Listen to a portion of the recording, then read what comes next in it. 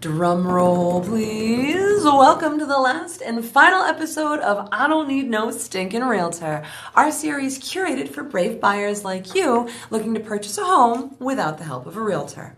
Today, we're wrapping up segment 6, fulfilling contingencies and expectations through closing, with our final and arguably most exciting topic, closing day.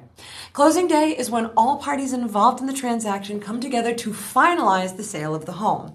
However, it's essential to note that the process has changed slightly since the pandemic. There typically isn't a singular meeting anymore where all parties sit in the same room together. In most cases, the seller signs their documents with their attorney, sometimes prior to, and the buyer signs separately with their attorney on the actual closing day. So what can you expect on closing day? First, let's talk about what's needed from the buyer. You'll need to bring several key items to the closing, including your government-issued photo ID, a cashier's check or proof of wire transfer for your closing costs and down payment, any documents requested by your lender or title company, such as a copy of your homeowner's insurance policy, and your real estate attorney may also advise you to bring a certified check for any unexpected expenses. Now, once you've gathered these items, you'll meet with the closing attorney to review and sign all the necessary paperwork to complete the purchase of your new home. Now let's discuss some common issues that may arise on closing day.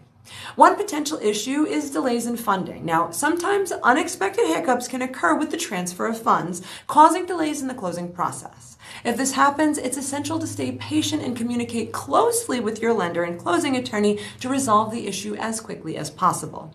Another issue to be aware of is possible last-minute changes to the terms of the loan or closing costs. While rare, it's not unheard of for adjustments to be made in the 11th hour. Review all documents carefully before signing and don't hesitate to ask questions if something seems amiss. You'll have received a closing disclosure 72 hours prior to closing per Truth in Lending guidelines. This document outlines all the closing costs associated with the transaction like a giant itemized receipt.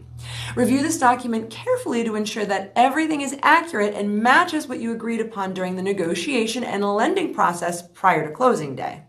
Lastly, it's important to note that you may not receive the keys to your new home at the closing table. While the intent is for you to get the keys at closing, in many cases the funds must be received and the sale must be recorded with the city or town before you can take possession.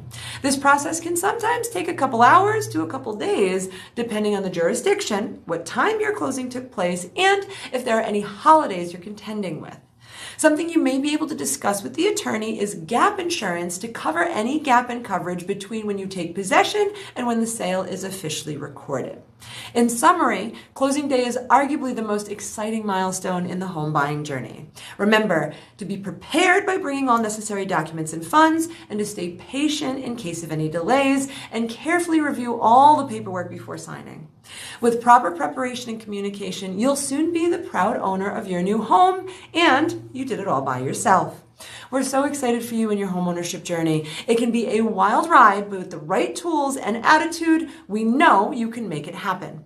I'm Shana with the Spectrum Real Estate Consultants team here at Keller Williams Realty. We're licensed in Rhode Island, Massachusetts, Connecticut, and New York, and we are here as your resource for all things real estate. Check out our other content like I Don't Need No Stinkin' Realtor for home sellers. Know someone considering listing their own home? Well, we curated this same series to help them get to the closing table without the help of a listing agent. Check it out and send it along. For the last and final time, if you found this series helpful, do me a solid and give us a thumbs up. Make sure you subscribe to our channel and share with anyone you think might benefit from it. Let us know what real estate topics you'd like to see more info on. We've got the knowledge. We just need to know what you want to hear more about. Thanks again, and best of luck in all of your real estate endeavors.